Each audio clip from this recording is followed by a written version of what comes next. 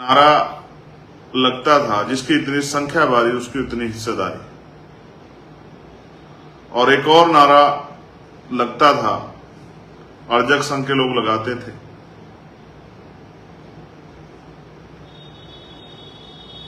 100 में 90 शोषित हैं, शोषितों ने ललकारा है, और धन धरती और राजपाट में 90 भाग हमारा है। 10 का राज 90 पर नहीं चलेगा, नहीं चलेगा। आज इस आंदोलन का समर्थन वर्गीकरण का वो लोग भी कर रहे हैं, हमारे शेड्यूल कास्ट के लोगों से अलग भी कीमत पर।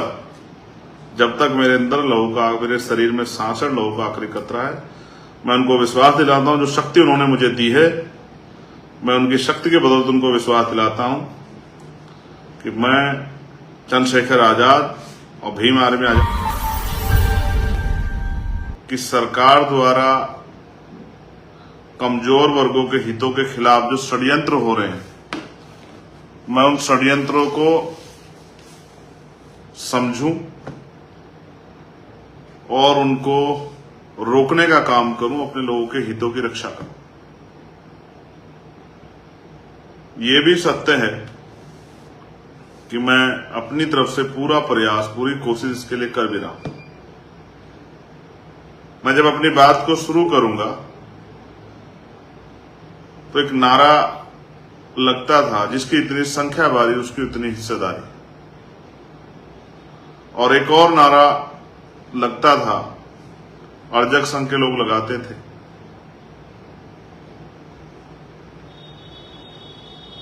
100 में 90 शोषित हैं, शोषितों ने ललकारा है, और धन धरती और राजपाट में 90 भाग हमारा है। 10 का राज 90 पर नहीं चलेगा, नहीं चलेगा। ये 3 नारे बहुत इंपॉर्टेंट हैं। जिसकी इतनी संख्या भारी उसकी उतनी हिस्सेदारी। पहली बात, 100 में 90 शोषित हैं, शोषितों ने ललकारा है, और धन धरती और राजपाट में 90 भाग हमारा। और तीसरी बात कि 10 का शासन 90 पर नहीं चलेगा, नहीं चलेगा।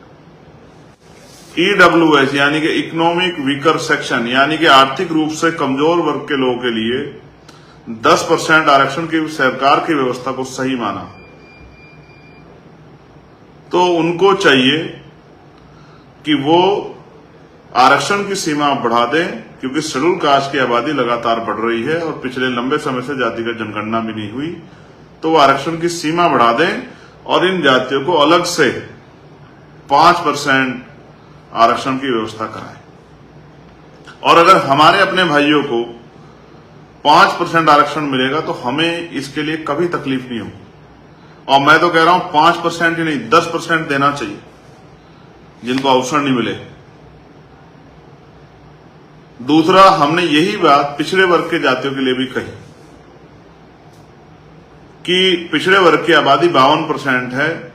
और मैं आपको चरित्र बता रहा हूं सुप्रीम कोर्ट का, जिस सुप्रीम कोर्ट के ऑर्डर पे हमारे लोग जो हैं चर्चा कर रहे हैं, उसी सुप्रीम कोर्ट ने पिछड़े वर्ग के लोगों को 52% आबादी के बाद 27% रिजर्वेशन दिया।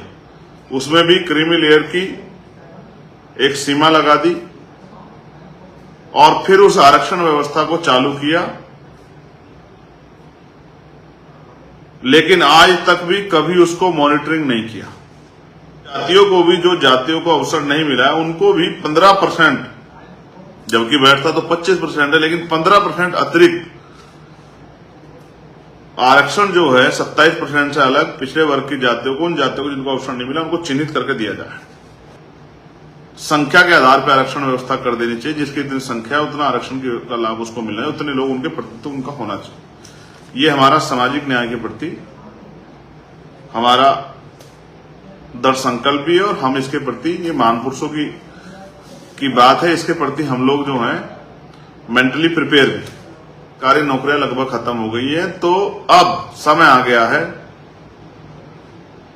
कि निजी क्षेत्रों में आरक्षण की व्यवस्था SC, ST, OBC के लोगों को कराई जाए। ना मैंने किसी एक जाति की बात की, ना एक धर्म की बात की, मैंने SC, ST और OBC के लोगों के लिए बात की। ये मेरा सामाजिक न्याय के प्रति मेरा दृष्टिकोण है।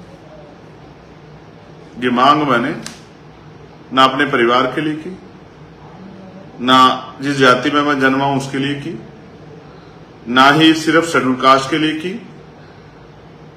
ये मांग मैंने शेड्यूल कास्ट की सभी जातियों के लिए, शेड्यूल ट्राइब की सभी जातियों के लिए और बैकवर्ड OBC अन्य पिछड़ा वर्ग की जातियों के लिए भी की, क्योंकि मैं उनकी सामाजिक हैसियत को समझता हूं और उनकी जो आर्थिक जो असमानता का वो शिकार हो रहे हैं उसको भी समझता हूं। अब सवाल ये है कि जो व्यवस्था में आरक्षण आपको मिला वो मांगने से मिला या उसके लिए प्रयास करने पड़े, तो आपको ये समझना पड़ेगा कि बाबा साहब अम्बेडकर ने उसके लिए एक लड़ाई लड़ी। वो मांगने से इन सरकारों ने, इन लोगों ने खुश होकर आपको नहीं दिया, उसके लिए एक लड़ाई लड़नी पड़ी। पूना पैक्ट हुआ, कम्युनल अवार्ड हमसे छीना गया, तभी आरक्षण व्यवस्था हमारे लिए हुई। अगर आप आरक्षण की बात करेंगे, जिस तरह की चर्चा आज चल रही है, सुप्रीम कोर्ट का ऑर्डर आया वर्गीकरण और क्रीमी लेयर, और एक जज साहब तो और आगे निकले, कहा कि एक बार जिसके बच्चे को मिल जाएगा उसको दोबारा नहीं मिलेगा।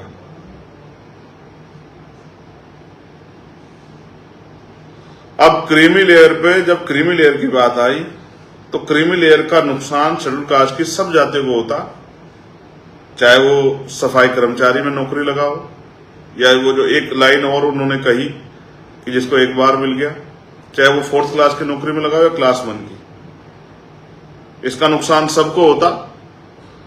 तो सभी लोग इसका सामूहिक रूप से विरोध करते हैं। लेकिन वर्गीकरण के आधार पे, वर्गीकरण को जब आधार बनाया गया तो अब क्योंकि पुराने रूप से प्रैक्टिकल हुआ है, इसके फायदे भी उस तरह से कुछ जो है हुए हैं, वो नियत के ऊपर डिपेंड करता है। पंजाब में, हरियाणा में, तो मैं इस बात को भी नजरअंदाज नहीं कर रहा हूं, मैं इस बात को भी समझता हूं, लेकिन मैं इस आंदोलन के समर्थन और विरोध पे ध्यान रख रहा हूं। आज इस आंदोलन का समर्थन वर्गीकरण का वो लोग भी कर रहे हैं, हमारे शेड्यूल कास्ट के लोगों से अलग, जो लोग पूरी जिंदगी आरक्षण को कोसते रहे,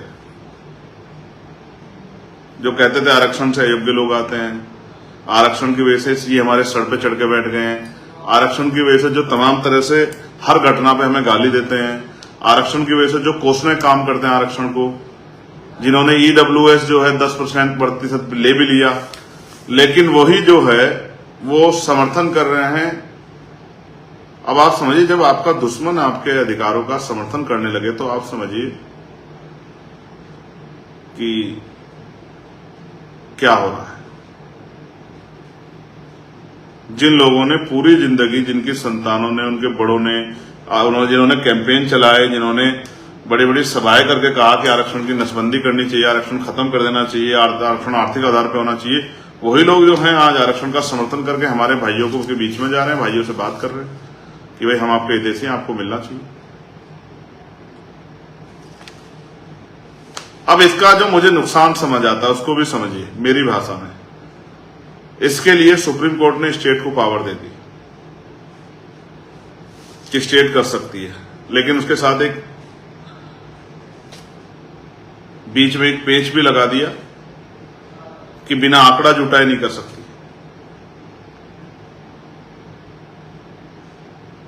आंकड़े कैसे जुटेंगे? जब जातिगत जनगणना होगी। भाई जब तक जातिगत जनगणना नहीं होगी तब तक तो आपको कैसे पता लगेगा किसको कितना लाभ मिला है? तो पहले आप जातिगत जनगणना कराएंगे। इसके लिए मेरे पास एक और उदाहरण है। जैसे आर्थिक आधार पर जब आरक्षण आया तो वो एंटी कॉन्स्टिट्यूशनल था, असंवैधानिक था, क्योंकि आरक्षण का जो आधार है वो छुआछूत है, वो भेदभाव है, वो प्रतिनिधित्व है।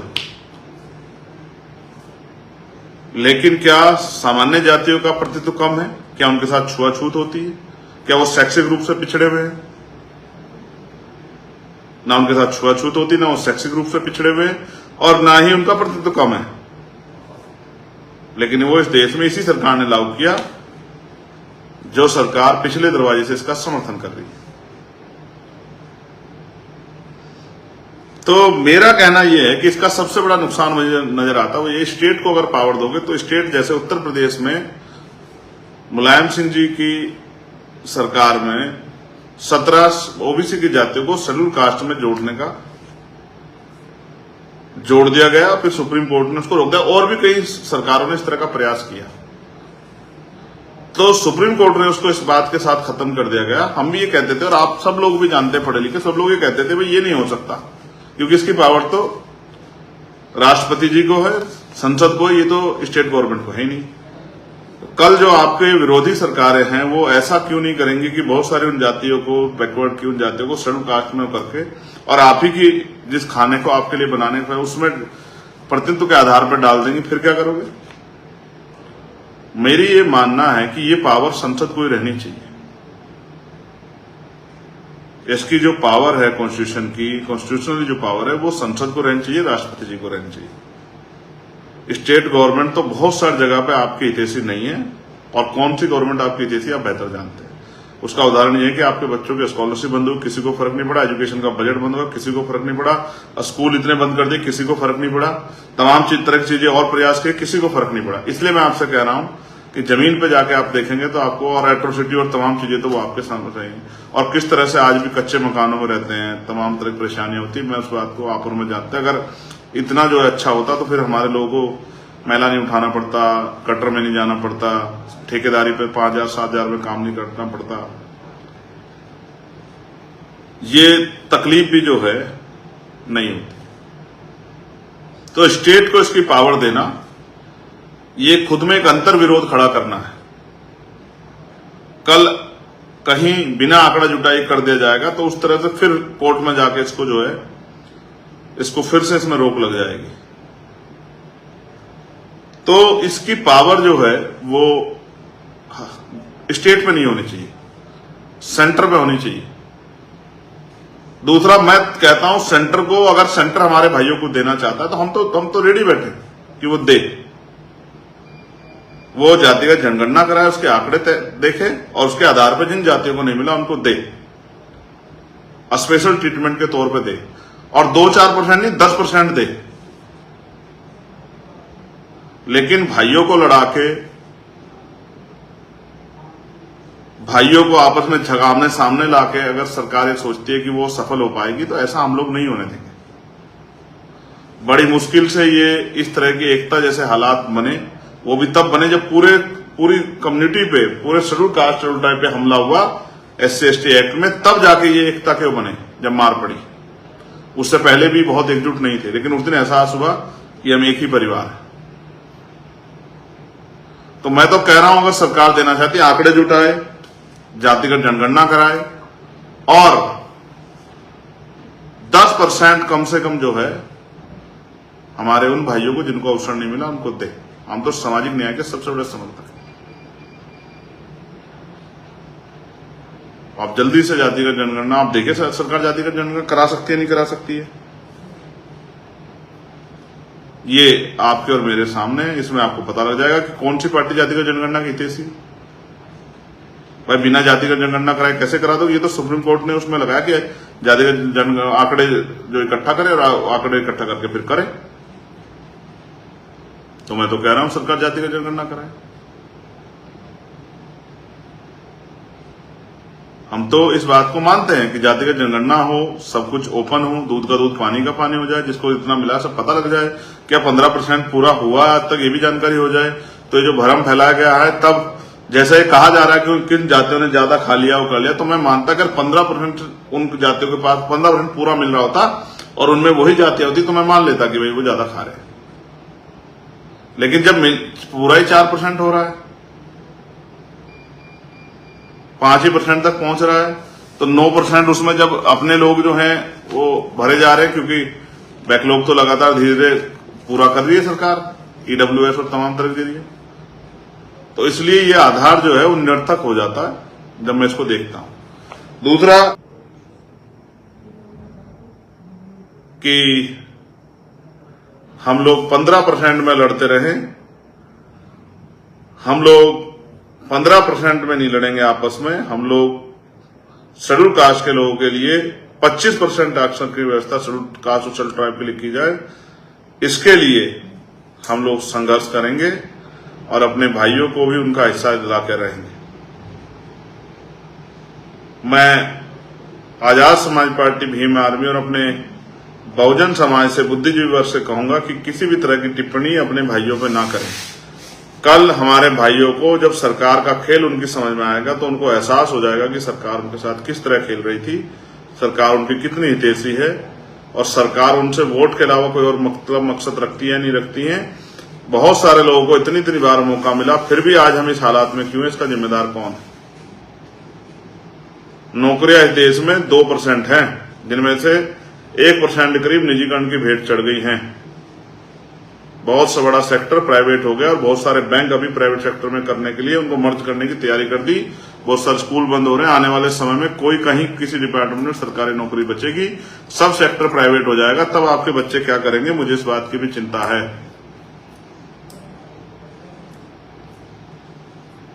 मुझे चिंता है, क्या आप पूरी जिंदगी जब तक जीवन रहेगा आपका, क्या आप गरीबी, बेबसी, जुल्म, जातिगत भेदभाव, अन्य अत्याचार से ही लड़ते रहेंगे या इस देश में अपनी हिस्सेदारी को भी आगे बढ़ाएंगे? मैं फिर विश्वास दिलाता हूं, जो लोग मुझ पर भरोसा करते हैं भीम आर्मी आजाद समाज पार्टी पर, एक कार्यकर्ता होने के नाते आजाद समाज पार्टी भीम आर्मी का मैं वचन देकर कहता हूं कि मैं अपने लोगों के हितों के से किसी भी तरह का समझौता बर्दाश्त नहीं करूंगा और किसी भी तरह से अपने लोगों के हितों को दुश्मन को छीनने नहीं दूंगा।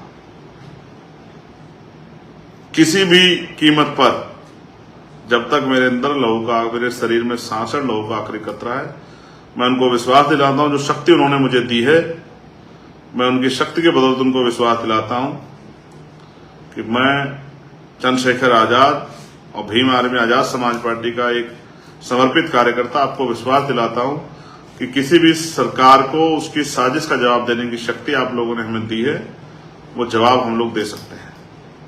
लेकिन मैं आपसे भी कहूंगा, सावधान रहें, सतर्क रहें और आपस में अपनी एकता को ना टूटने दें। बहुत सारी चीजें समय के साथ जो हैं छनकर आपके सामने आ जाएंगी। बहुत सारी चीजें जो हैं छनकर स्पष्ट रूप से आपके सामने आएंगी, तब आपको एहसास हो जाएगा। मैं आप सबका धन्यवाद देता हूं कि आपने मुझे सुना,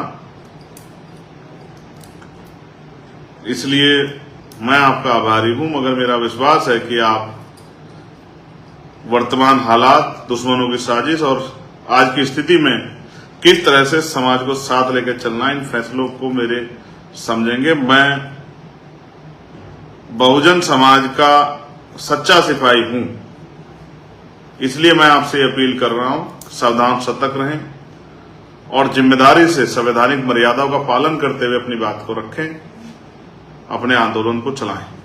किसी जाति धर्म पर टिप्पणी ना करें, किसी को बुरा ना कहें, अपने संवैधानिक संघर्ष को जारी रखें। और बाकी बात मैंने आपको कहा, जो सरकारें हमारी एकता तोड़ के हमें कमजोर करना चाहती है, उनसे हम सीधे सीधे जो संघर्ष है वो अपनी शक्ति के बल पे 11 सितंबर को दिल्ली में उनको जवाब देंगे और उनके इस झूठ को कि पोल को भी खोलने का काम करेंगे। हम पे बहुत सारे उस तरह के एविडेंस उनके प्रति हैं कि वो किस तरह की मंशा और किस तरह की इच्छा हमारे लोगों से रखते हैं, क्या वो हमारे लोग छुआछूत भेदभाव करते नहीं करते हैं और वो हम लोगों के कितने हितैषी। उन्हें आप सभी का धन्यवाद। लेकिन मैं समाज से अपील करूंगा कि वो निराश ना हो, कमजोर ना पड़े, मन में कोई परेशानी ना रखें।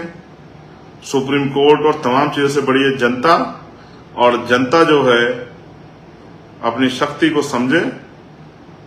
जिस तरह से हमने पहले भी, चाहे 2 अप्रैल को अपनी एकता से, चाहे दिल्ली में गुरु घर के आंदोलन में अपनी एकता से दुश्मनों को मुंह तोड़ जवाब दिया है, उसी तरह से हम सरकार के इन षड्यंत्रों का भी सामना करेंगे। इस बात का मैं आपको विश्वास दिलाता हूं। बहुत बहुत धन्यवाद। अब हम पैरों की तरफ नहीं, आसमान की तरफ देखेंगे और 85% बहुजन समाज के लोगों को उनकी संख्या के आधार पर उनके अधिकार कैसे मिले, इस बात के लिए संघर्ष करने के लिए तैयार होंगे। इन्हीं सब बातों के साथ आप सभी के लिए मंगल कामनाएं। जय भीम, जय भारत, जय संविधान, जय मंडल, जय जोहार। आप सभी के लिए मंगल कामनाएं और आप सभी के लिए जो है मेरा प्यार और सहयोग। धन्यवाद।